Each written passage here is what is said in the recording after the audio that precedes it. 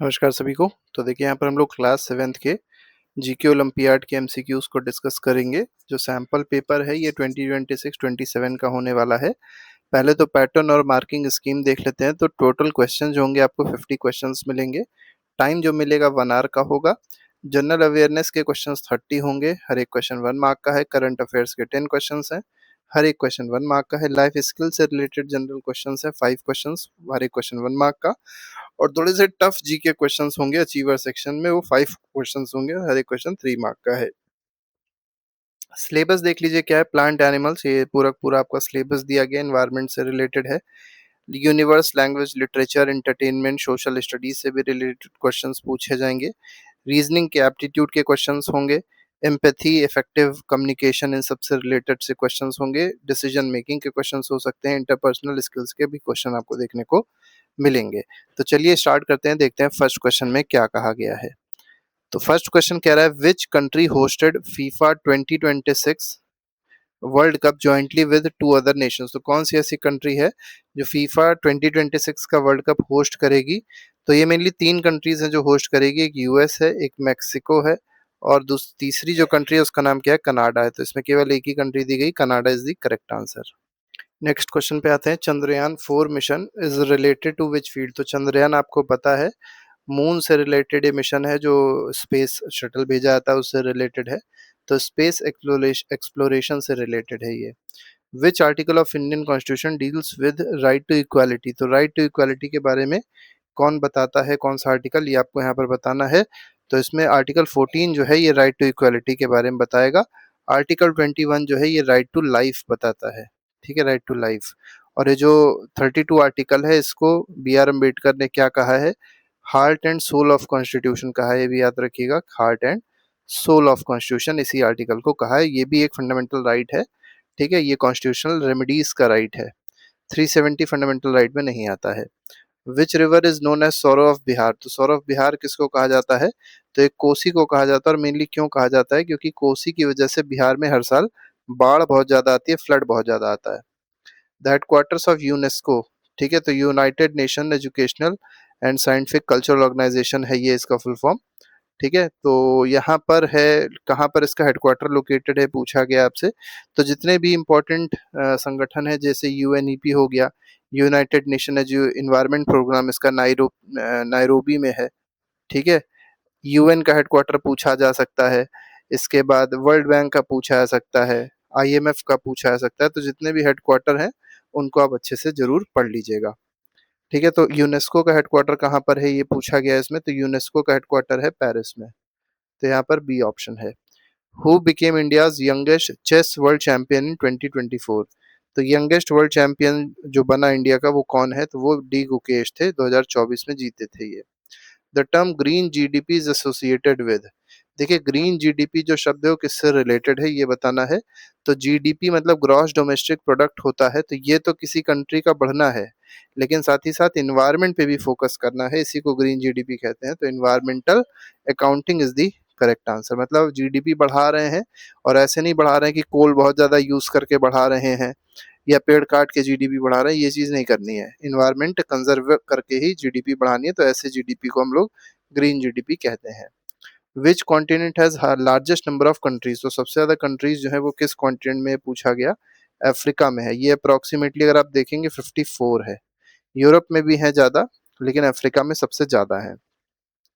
और अगर साइज में पूछा जाए कि एरिया वाइज सबसे बड़ा जो कॉन्टिनेंट है वो कौन सा कॉन्टिनेंट है, तो अगर कॉन्टिनेंट में देखा जाएगा तो एशिया जो है वो सबसे बड़ा कॉन्टिनेंट है, एरिया वाइज भी है और पॉपुलेशन वाइज भी है। लेकिन अगर पूछा जाए जो इंक्रीज इन पॉपुलेशन है, पॉपुलेशन इंक्रीज सबसे ज्यादा किस में हो रही है, तो वो अफ्रीका में हो रही है। Digital India initiative was launched in which year. तो किस ईयर में डिजिटल इंडिया लॉन्च हुआ था ये बताना है आपको। तो डिजिटल इंडिया आया था 2015 में। तो सी ऑप्शन बिल्कुल ठीक है। Which freedom fighter give the slogan do or die. तो करो या मरो या डू और डाई की बात अगर करी जाए, ये स्लोगन किसने दिया था, तो ये गांधी जी ने दिया था। और मेनली क्विट इंडिया मूवमेंट में ये स्लोगन इन्होंने दिया था। तो ये स्लोगन याद रखिएगा। भगत सिंह के बारे में आपको बहुत सारी चीजें पता ही होंगी। सुभाष चंद्र बोस ने एक स्लोगन दिया था, तुम मुझे खून दो मैं तुम्हें आजादी दूंगा। और बाल गंगाधर तिलक ने क्या कहा था? इन्होंने कहा था कि स्वराज मेरा जन्म सिद्ध अधिकार है, it is my birth right and I shall have it. The primary function of election commission of India, तो इलेक्शन कमीशन ऑफ इंडिया का फंक्शन क्या होता है? तो ये कॉन्स्टिट्यूशनल बॉडी है, बात याद रखिएगा, हमारे इंडियन कॉन्स्टिट्यूशन में इसके बारे में बताया गया है कैसी बॉडी होगी, इसमें कितने मेंबर्स होंगे, क्या होगा, सारी चीजें ईसीआई का मतलब कॉन्स्टिट्यूशन बताई गई है। तो इसका काम क्या होता है? इलेक्शन को कंडक्ट कराना। और कौन कौन से इलेक्शन को कंडक्ट कराता है? तो जो स्टेट लेजिस्लेचर के इलेक्शंस होते हैं उसको कंडक्ट कराता है, जो पार्लियामेंट से रिलेटेड इलेक्शंस होंगे उसको कंडक्ट कराएगा, साथ ही साथ प्रेसिडेंट और वाइस प्रेसिडेंट के भी elections election commission of India he conduct कराता है। Which state is famous for hornbill festival, बहुत अच्छा क्वेश्चन है, पूछा गया हॉर्नबिल फेस्टिवल कहाँ मनाया जाता है? तो एक हॉर्नबिल एक चिड़िया का भी नाम है, तो ये फेस्टिवल नागालैंड का फेमस फेस्टिवल है ये। ठीक है, अब सारे के सारे देखेंगे तो नॉर्थ ईस्ट के ही स्टेट्स हैं, लेकिन याद रखिएगा नागालैंड में हॉर्नबिल फेस्टिवल बहुत अच्छे से मनाया जाता है। Who is the current secretary general of UN, तो यूएन का जो हेड है इसको सेक्रेटरी जनरल कहते हैं। तो 2026 में कौन है? तो एंटोनियो गुटरेस है, तो बी ऑप्शन बिल्कुल सही है 13th का। 14th क्वेश्चन पे आते हैं, इसमें कहा गया India's first bullet train project connects Mumbai with, तो मुंबई को कहाँ से कनेक्ट करती है बुलेट ट्रेन? तो मुंबई और अहमदाबाद के बीच में चलेगी, तो ए ऑप्शन ठीक है। Which planet is known as morning star, अब कौन सा ऐसा प्लैनेट है जिसको मॉर्निंग स्टार कहा जाता है? तो मॉर्निंग स्टार जो है वीनस को कहते हैं। ठीक है, मॉर्निंग स्टार भी कहते हैं, इवनिंग स्टार भी इसी को ही कहते हैं। The quit India movement was launched in year, तो किस ईयर में क्विट इंडिया मूवमेंट लॉन्च हुई थी? तो 1942 में लॉन्च हुई थी। अच्छा, ये दो तीन चीजें याद रखिएगा, 1920 में अगर आप देखेंगे तो नॉन कोऑपरेशन मूवमेंट आई थी, और 1930 में देखेंगे तो ये सिविल डिसोबीडियंस मूवमेंट आई थी, और उसके बाद 1942 में क्या आई थी? Quit India movement. ये तीन ऐसी मूवमेंट है जो गांधी जी से रिलेटेड है, और ये बहुत ज्यादा पूछी जाती है।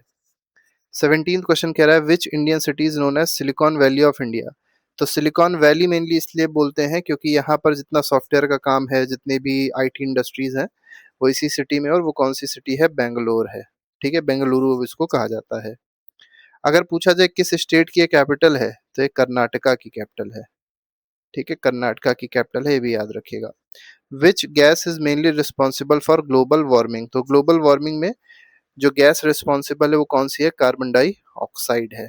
ठीक है, और भी गैसेस होती हैं, जैसे मीथेन हो गई, और भी गैसेस होती हैं जो रिस्पॉन्सिबल होती है, लेकिन मेनली जो पूछा जाएगा सबसे ज्यादा जो रिस्पॉन्सिबिलिटी हो किसकी है? कार्बन डाई ऑक्साइड की है।